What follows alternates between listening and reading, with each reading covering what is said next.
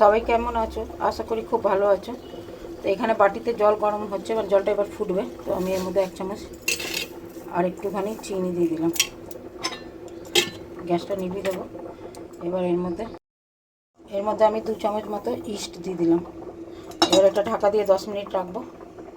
এর মধ্যে ময়দা আছে, 300 গ্রাম মতো ময়দা আছে। এবার ওই ইস্ট ভেজানো জলটা এর মধ্যে দিয়ে মাখবো।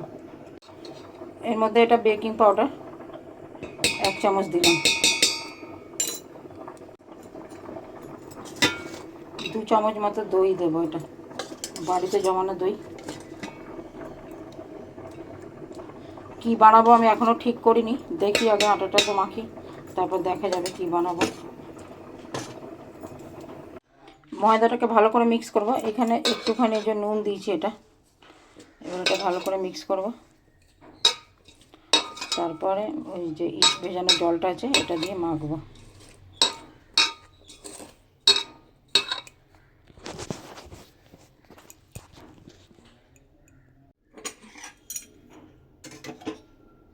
এবার ইস্ট ভেজানো জলটা দিয়ে দিলাম।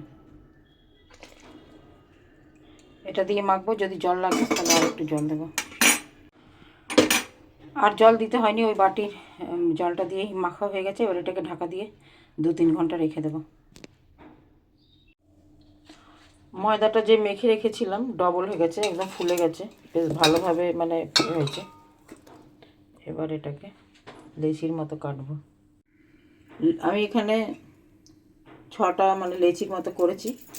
এবার এটা হচ্ছে চিজটাকে ছোট ছোট পিস করেছি। এবার এটাকে এর মধ্যে দিয়ে এটা দিয়ে আমি পাউরুটি বানাবো, চিজটা ভেতরে থাকবে। এইভাবে 6টা করে নেব। আজকে এই থালাটার মধ্যে আমি বেক করব। থালাটার মধ্যে আমি অয়েল লাগিয়ে নিয়েছি। এবারে 6খানা পিস আমি এটা রেখেছি, এর ওপরে একটু অয়েল ব্রাশ করে এই কড়াইটার ভেতরে ওটা দেবো। এর মধ্যে এটা বসিয়ে দিচ্ছি থালাটা। এবার এটাকে ঢাকা দিয়ে 20-25 মিনিট এইভাবে রাখবো। গ্যাসটা আস্তে করে দেবো। এবার এটা ঢাকা দিয়ে রাখবো। পাউরুটিগুলো কীরকম ফুলে গেছে, আর একটু হবে, একটু ওপরটা লাল হলে তখন এটা গ্যাসটা নেভাবো। আরেকবার আমি ঢাকা দিয়ে দেবো। ওপর থেকে একটু তেল লাগিয়ে দিয়েছি, ওপরটা যাতে লাল হয় সেটা। পাউরুটিগুলো হয়ে গেছে, একটু বেশি লাল হয়ে গেছে, পুরো নরম আছে, একদম একদম নরম। এটাকে কেটে আমি দেখাচ্ছি। একটা কেটে আমি দেখালাম, পুরো ভালোই হয়েছে, অনেকটাই নরম আছে একদম। আর ভালোভাবে এটা হয়েছে, কাঁচা টাচা নেই পুরো। এবার বাড়িতে পাউরুটি বানিয়ে সবাই খেতে পারবে। আমার ভিডিওটা দেখে সবাই দেখো, দেখে বলবে কেমন হয়েছে।